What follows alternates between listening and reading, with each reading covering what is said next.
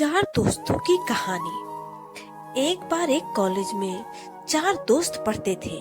चारों एक ही क्लास में थे, इसलिए इनके बीच की दोस्ती काफी गहरी थी। एक दिन कॉलेज में अनाउंसमेंट की गई कि कुछ दिन बाद आपका एग्जाम लिया जाएगा।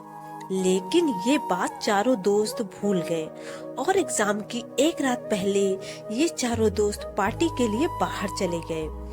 अगले दिन जब चारों दोस्त कॉलेज गए तो उन्होंने देखा कि एग्जाम का टाइम ही खत्म हो चुका है।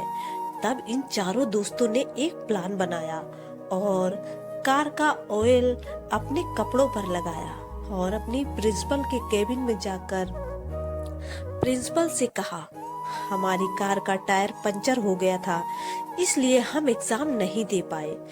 प्रिंसिपल ने कहा, ठीक है, तुम कल कॉलेज आना, कल तुम्हारा एग्जाम ले लिया जाएगा। चारों दोस्त खुश होकर वहां से निकल गए और ये सोचने लगे कि आज तो हम बच गए। इन चारों दोस्तों ने रात भर पढ़ाई की और जब अगले दिन एग्जाम देने गए तब इनसे कहा गया कि तुम चारों का एग्जाम अलग अलग क्लास में लिया जाएगा।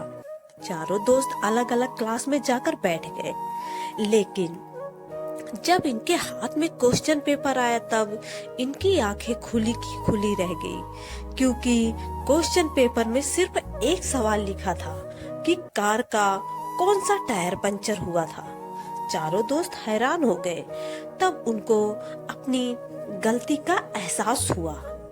सीख, हमें कभी झूठ नहीं बोलना चाहिए, क्योंकि अगर आप जिससे झूठ बोल रहे हो और उसको आपके झूठ के बारे में पता है तो आप सिर्फ उसकी नजरों में ही नहीं बल्कि अपनी नजरों में भी बुरे और छोटे बन जाओगे।